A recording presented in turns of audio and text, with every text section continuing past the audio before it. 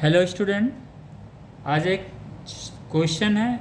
इस क्वेश्चंस को तो हम लोग टैकल करेंगे ही, लेकिन ये हमें देखना है कि फिजिक्स के क्वेश्चंस जो भी आते हैं इसको हैंडल कैसे किया जाता है। पहले तो एक बार कोई भी क्वेश्चन आए आप एक बार ऐसे पढ़ डालिए। पढ़ने के बाद जो क्वेश्चंस पूछ रहा है उसके बारे में ज़रूर फ्रिक्शन में आप सोचिए क्या पूछ रहा है, क्या चाहिए इसको। क्योंकि जो इसको चाहिए क्वेश्चंस को, जो आंसर्स क्वेश्चंस को चाहिए तो वो तो आपको लिखा रहेगा ना। उसके बाद फिर आप जो है फिर ऊपर से शुरू करिए। क्योंकि जहाँ आपको पता चल गया कि वो क्वेश्चन हमसे डिमांड कर रहा है तो आप उसके इर्द गिर्द 2 सेकंड 1 सेकंड फ्रिक्शन में आप सोचिए कि क्या मुझे करना है। जैसे सपोज एग्जांपल मैं बता रहा हूँ, इसके सवाल को क्लियर हो गया। An ideal gas is expanding such that P T square is equal to constant the coefficient of volume expansion of the gas is. अब आइए जहाँ पे कोफिशिएंट ऑफ वॉल्यूम एक्सपांशन आ गया बेटा, हमारा तुरंत दिमाग चला जाता है एक्सपांशंस में। कैसा एक्सपांशन है बेटा? वो थर्मल एक्सपांशन। एक्सपांशन में हम लोगों ने क्या पढ़ा है? लीनियर एक्सपांशंस पढ़ा है, एरियल एक्सपांशंस पढ़ा हुआ है बेटा, और तीसरा क्या पढ़ा हुआ? वॉल्यूम एक्सपांशंस पढ़ा हुआ, या इसी को हम लोग क्यूबिकल एक्सपांशंस भी बोलते हैं। तो हमें इन सब चीज़ से मतलब नहीं, हमें मतलब है सिर्फ कोफिशिएंट ऑफ वॉल्यूम एक्सपांशन से। तो हम बेटा यहाँ से शुरू करते हैं। क्वेश्चंस क्या है यहाँ से हम शुरू करते हैं, फिर हम ऊपर से पिक करेंगे। जो मैंने क्या बताया, फिजिक्स का बेटा सिंपल एक ही तरीका है। आप एक नज़र से क्वेश्चंस पूरा पढ़ डालिए, जो पॉइंट पूछ रहा है इसके बारे में आप एक ज़रूर चेकआउट कर ड्रॉ कर लीजिए कि मुझे ये लाना है। तो the coefficient of volume expansion of the gas, अब वो कोफिशिएंट पूछ रहा है। हम लोगों को पता है बेटा कोफिशिएंट में हम लोगों ने पढ़ा था, क्या पढ़ा था?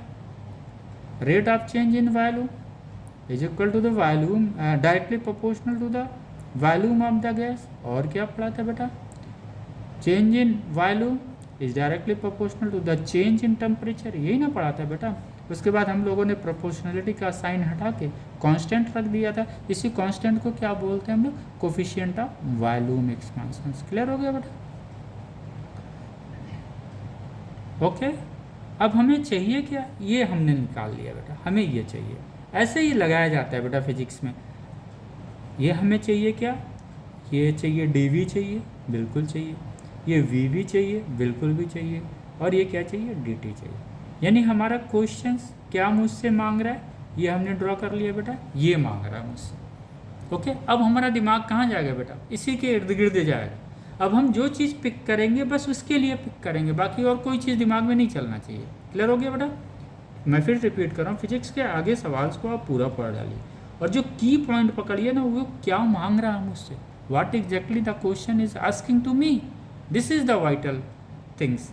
और जो आस्क कर रहा है उसको आप पहले फ्रेम कर लिए। अब आप डाइवर्ट नहीं होंगे कहीं पे। अब हम इसके इर्द गिर्द चलेंगे, ठीक है। एन आइडियल गैस एक्सपांड, अभी तक हम लोगों ने पी वी आर टी पढ़ा हुआ था। एक हम लोगों ने P V to the power gamma constant पढ़ा था, जो पॉइसंस में था, वो पॉइसंस कांस्टेंट इसको बोलते थे बेटा, वो हम लोगों ने पढ़ा। लेकिन ये टी पे स्क्वायर तो हम लोगों ने पहली बार देखा हुआ, बिल्कुल पहली बार देखा। कोई बात नहीं, हम देखेंगे। आइए बेटा, अब हमें लाना है ये, हमारे पास क्या है ये, तो हम लोग शुरू करें बेटा। P T square equal to constant, हम लोग यहाँ से लिखते हैं पी टी स्क्वायर, ये क्या है? कॉन्स्टेंट को हम लोग बेटा के मान लें, बिल्कुल मान लिया जाए। अब हमें चाहिए ये, मेरे पास सिर्फ एक ही बैठा हुआ, तो हम कैसे इसको सेट करेंगे बेटा? तो हम लोगों को पता है P क्या होता है बेटा? N R T upon V, ये हम लोगों को पता है, ये पता है ना। उठा के P हमने यहाँ पे रख दिया बेटा, n R T upon V रख दिया P की जगह बेटा। ये ऑलरेडी टी स्क्वायर है ही है, और ये क्या हो गया बेटा? के हो गया। ओके, ये क्या हो गया? के हो गया, ठीक है। अब ये हो गया हमारा n R T to the power 3 हो गया बेटा। इस v को हम इधर ले आते हैं, ये हो गया, वेरी गुड। इसको ऐसे कर लेते हैं बेटा, एन आर टी के। अब हम लोग शुरू करते हैं बेटा डी वी डी टी की तरह जाते हैं, क्योंकि हमें क्या चाहिए? D V d T. यानी इस वॉल्यूम को हम लोग क्या करेंगे बेटा, टेम्परेचर के रेफरेंस में डिफ्रेंशिएट कर देंगे। अभी हम डिफ्रेंशिएशंस पे आपको एक अलग से अभी हम ब्रीफ करेंगे डिफ्रेंशिएशंस है क्या, उसका मतलब क्या होता है, वो जानना ज़रूरी होता है बेटा। कोई चीज़ आँख बंद करके नहीं लिखी जाती है, लेकिन चूंकि मुझे लाना है तो हम लोगों ने कर दिया भैया। ये dV/dt हमको मिल गया, वेरी गुड। NR ये हमारा हो गया, ओके बेटा। dt हम लोगों ने पढ़ा ही है ना बेटा, दिस वन इज क्या होता है x⁴n, इसके रिस्पेक्ट में x के क्या हो जाएगा nx n-1, यही ना डिफ्रेंशिएशन था। अभी हम डिफ्रेंशिएशन के बारे में बिल्कुल डिटेल से आपको समझाएंगे, 2 मिनट के अंदर बेटा कॉन्सेप्ट क्लियर हो जाएगा। मैथ के डिफ्रेंशिएशन से आपको फिर कोई एलर्जी नहीं रहेगी, आप इंजॉय करेंगे। स्पेशली जो नीट या बायोलॉजी के स्टूडेंट हैं उनके लिए मैं सिंपल डिफ्रेंशिएशंस का मतलब ही क्लियर कर दूंगा। ओके बेटा, हो गया क्लियर। आइए हमारे पास dV/dt तो आ गया, dV/dt मेरे पास आ गया, कोई बात नहीं बेटा, हम लोगों ने dV और dt ले लिया है। k को तो हम क्या करें फिर इधर ढकेल देते हैं, ढकेल दीजिए सर। अब ये क्या हो जाएगा 3NRT², बिल्कुल। k को हमने यहाँ नीचे ढकेल दिया, वेरी गुड, हो गया बेटा। आइए अब तो हमें ये समझ में आ गया, हमें dV और dt तो मिल गया, लेकिन v नहीं है मेरे पास, यहाँ v भी चाहिए ना बेटा। आइए फिर हम लोगों को पता है v कहाँ से आएगा, इसलिए हम लोगों को पता है v ये जो होता है v हम लोगों को पता है कहाँ से आएगा। PV = क्या होता है बेटा nRT, PV = क्या होता है nRT। यहाँ पे nRT एक t को इधर ले लेते हैं तो क्या हो जाएगा बेटा nRT हो जाएगा, तो ये क्या हो जाएगा dV/dt बेटा, और ये nRT कर लेते हैं 3PV हो जाएगा, दिस वन आया अपॉन k। क्लियर हो गया बेटा। अब हमें v तो मिल गया जो हमें चाहिए बेटा, ये v ना यहाँ के लिए चाहिए कोफिशिएंट ऑफ वॉल्यूम एक्सपेंशंस के लिए, तो हम इस v को यहाँ पे उठा के रख दें, बिल्कुल रख दिए, dV/v इंटू ये dt। क्लियर हो गया बेटा, ये हमारा क्या आ गया कोफिशिएंट ऑफ वॉल्यूम एक्सपांशन, यही तो हमारा गामा है। और क्या हम लोगों को चाहिए, यहाँ पे बेटा क्या तब्दीली आ गई 3P T कांस्टेंट। अब इस कांस्टेंट की वैल्यू बेटा क्या दिया था PT² दिया था, PT⁴ दिया था, टेम्परेचर पे 2 का पावर था, कांस्टेंट था, इसकी वैल्यू यहाँ रख दें बेटा 3PT/P हो गया बेटा।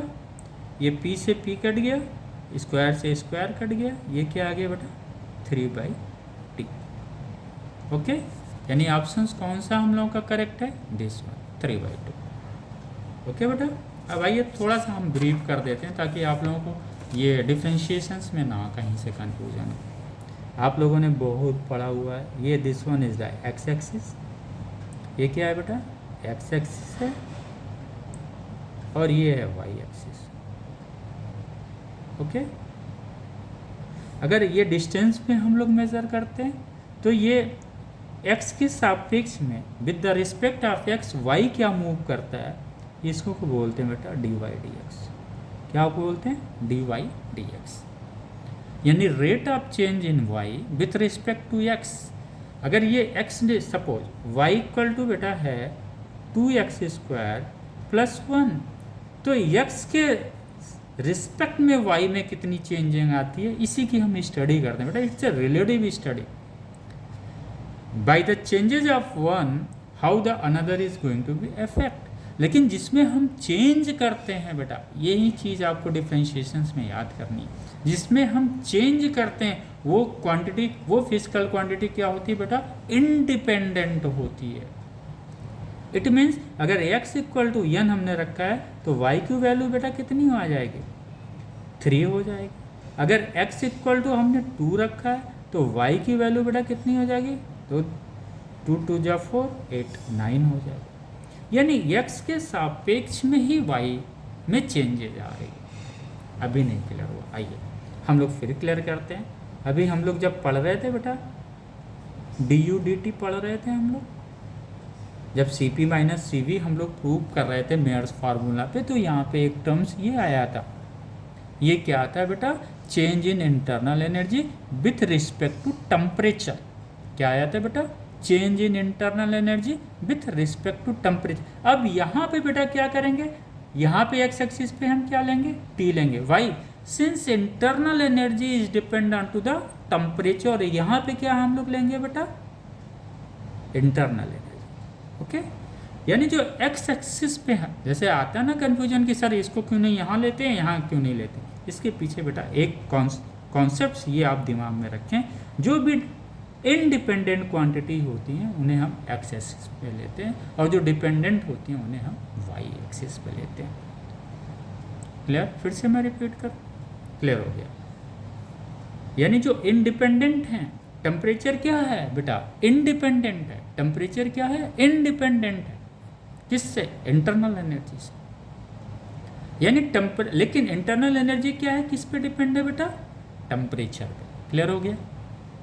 यानी एक्स एक्सिस पे उन फिजिकल क्वांटिटीज़ को ली जाती है जो दूसरा क्वांटिटी है वो उस पर डिपेंड करता है। एक और एग्जांपल छोटा सा लेते हैं बेटा, जैसे हम लोगों ने पढ़ा है बेटा, v इक्वल टू क्या पढ़ा हम लोगों ने बेटा, ds/dt पढ़ा है, rate of change of displacement. यानी बेटा ये जो टाइम यहाँ पे आप ले रहे हैं ना, ये टाइम क्या है, टाइम डिपेंड कर रहा है यस पे, नहीं, ये टाइम इसलिए यहाँ पे हम लोग ले रहे हैं बेटा क्योंकि टाइम क्या है, इंडिपेंडेंट है, टाइम इज द इंडिपेंडेंट, इसलिए इसको हम क्या लेते हैं बेटा, एक्स एक्सिस पे लेते हैं। और चूंकि डिस्प्लेसमेंट किस पे डिपेंड कर रहा है बेटा, ये टाइम पे डिपेंड कर रहा है, इसीलिए हम उसे वाई एक्सिस पे ले रहे हैं। मैं फिर से बेटा एक बार रिपीट करता हूँ ताकि वो कन्फ्यूजन ना रहे कि ये यहाँ पे क्यों नहीं गया और ये यहाँ पे क्यों नहीं आया।